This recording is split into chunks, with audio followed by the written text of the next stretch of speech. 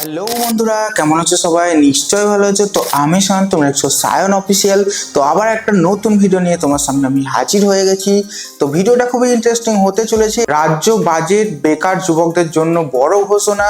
হ্যাঁ বন্ধুরা, ঠিকই শুনছো, তোমরা যেটা থাম্বনেল দেখে বুঝে নিয়েছো। রাজ্যের বেকার যুবক যুবতীদের জন্য মুখ্যমন্ত্রী মমতা বন্দ্যোপাধ্যায় একটি প্রকল্প চালু করেছে। প্রকল্পটির নাম হচ্ছে বাংলার যুবসাথী প্রকল্প। তো মুখ্যমন্ত্রী মমতা বন্দ্যোপাধ্যায় এই প্রকল্পটি চালু করেছে। রাজ্যে বাজেট ঘোষণার দিন এটা কিন্তু প্রকাশিত করেছে।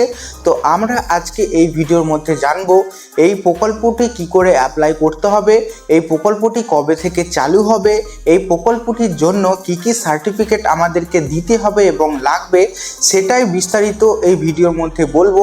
এবং কারা টাকা পাবে এবং কারা টাকা পাবে না সেটাই এই ভিডিওর মধ্যে আমি আজকে বলবো। তো চলো ভিডিওটাকে আমরা দেরি না করে ভিডিওটাকে আমরা চটপট শুরু করি। আর ভিডিওটা ভালো লাগলে একটা লাইক করো, আর চ্যানেলে আমার প্রথম হয়ে থাকলে চ্যানেলটিকে সাবস্ক্রাইব করতে একদমই ভুলো না। তো চলো ভিডিওটাকে আমরা শুরু করি। তো বন্ধুরা, মমতা বন্দ্যোপাধ্যায়ের নেতৃত্বে পরিকল্পিত মাসে 1500 টাকা করে দেওয়া হবে। হ্যাঁ বন্ধুরা, মাসে কিন্তু তোমাদেরকে যুবক এবং যুবতীদের মাসে 1500 টাকা করে এই প্রকল্পে দেওয়া হবে। মাসে 1500 টাকা করে কিন্তু আর্থিক সহায়তা এই প্রকল্পের মাধ্যমে তোমরা পাবে। 1500 টাকা করে আর্থিক সহায়তা কিন্তু এই প্রকল্পের মাধ্যমে তোমরা কিন্তু পেতে চলেছো। ঠিক আছে, এটা কিন্তু যুবক এবং যুবতীরা দুজনেই উভয়েই এই টাকা কিন্তু পাবে। তো আমরা প্রথমে জেনে নেব কি এই বাংলার যুবসাথী। তো কি এটা বাংলার যুবসাথী, এটা কি সেটা প্রথমে আমরা কিন্তু এটা জেনে নেব। তো দেখো, তোমরা কিন্তু একটা স্ক্রিনে লেখা দেখতে পাচ্ছ। রাজ্য সরকারের প্রস্তাবিত এই প্রকল্পের বেকার যুবক যুবতীদের মাসিক ভাতা দেওয়া হবে। উদ্দেশ্য চাকরি প্রস্তুতির সময়ে ন্যূনতম আর্থিক সহায়তা পৌঁছে দেওয়া। মাসে 1500 টাকা অর্থাৎ বছরে 8 টাকা পর্যন্ত সহায়তা মিলবে।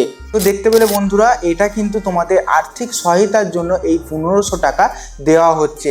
মমতা বন্দ্যোপাধ্যায় বাজেটে ঘোষণা করেছে এই 1500 টাকা কিন্তু তোমাদের আর্থিক সহায়তা, মানে চাকরির ক্ষেত্রে অনেক সময় যে আর্থিক সহায়তা লাগে চাকরির আগে, সেই সহায়তা কিন্তু দেওয়া হবে 1500 টাকা করে বেকার যুবক এবং যুবতীদের।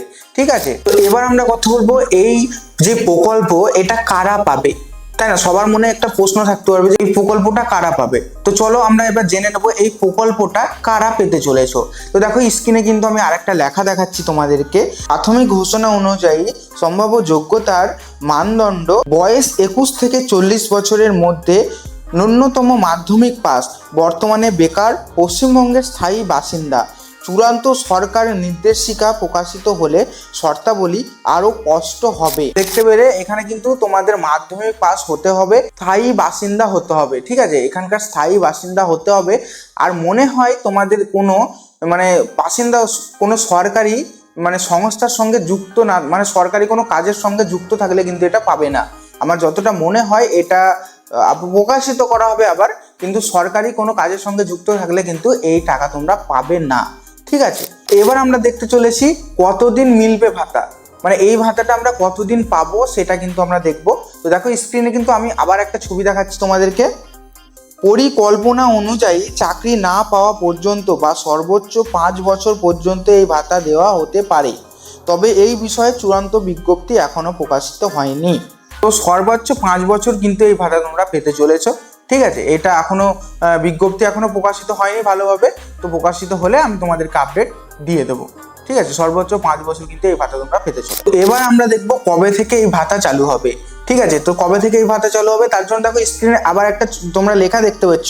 সরকারি পরিকল্পনা অনুযায়ী আগামী অর্থবর্ষে 15ই আগস্ট 2026 থেকে প্রকল্পটি চালু হতে পারে। বাজেট ঘোষণার পর প্রশাসনিক প্রক্রিয়া শুরু হবে। তো তোমরা দেখতে পেলে বন্ধুরা, 15ই আগস্ট থেকে কিন্তু এই প্রকল্পটি শুরু হতে চলেছে। ঠিক আছে, এই প্রকল্পটি 15ই আগস্ট থেকে কিন্তু শুরু হতে চলেছে। এবার আমরা আসবো কিভাবে আবেদন করবেন। তো এই প্রকল্পের জন্য কিভাবে আবেদন করব সেটার জন্য আমরা বলবো। তো সেটার জন্য দেখতে পাচ্ছ স্ক্রিনে কিন্তু একটা লেখা তোমরা দেখতে পাচ্ছ। আবেদন প্রক্রিয়া অনলাইনে হওয়ার সম্ভবত ধাপগুলি দেখো।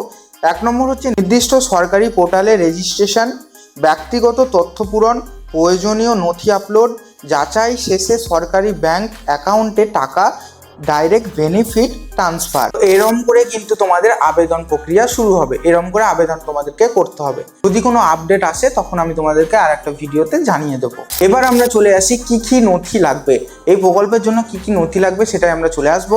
তো স্ক্রিনে তোমরা একটা দেখতে পাচ্ছ, চূড়ান্ত তালিকা এখনো প্রকাশিত হয়নি, তবে সম্ভাব্য নথির মধ্যে থাকতে পারে মাধ্যমিক পাশের সার্টিফিকেট ও মার্কশিট, বয়সের প্রমাণপত্র, আধার বা ভোটার কার্ড, ব্যাংক অ্যাকাউন্টের বিবরণ এবং মোবাইল নাম্বার। তো এই নথি কিন্তু তোমাদের লাগতে পারে। এখনো কোনো আপডেট আসেনি এবং আপডেট এলে তোমাদেরকে আমি শীঘ্রই জানিয়ে দেবো এই নথি তোমাদের লাগতে পারে।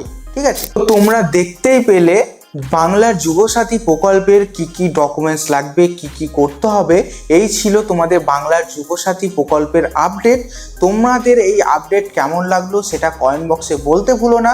যদি তোমাদের কোনো সমস্যা হয় তাহলে আমাকে কমেন্ট করে জানাও, তোমাদেরকে আমি সলিউশন বলে দেবো। তো আজকের ছিল এই ভিডিও, দেখা হচ্ছে নতুন কোনো একটা সুন্দর আপডেট ভিডিও নিয়ে। ততক্ষণ ভালো থাকবে, সুস্থ থাকবে, টাটা।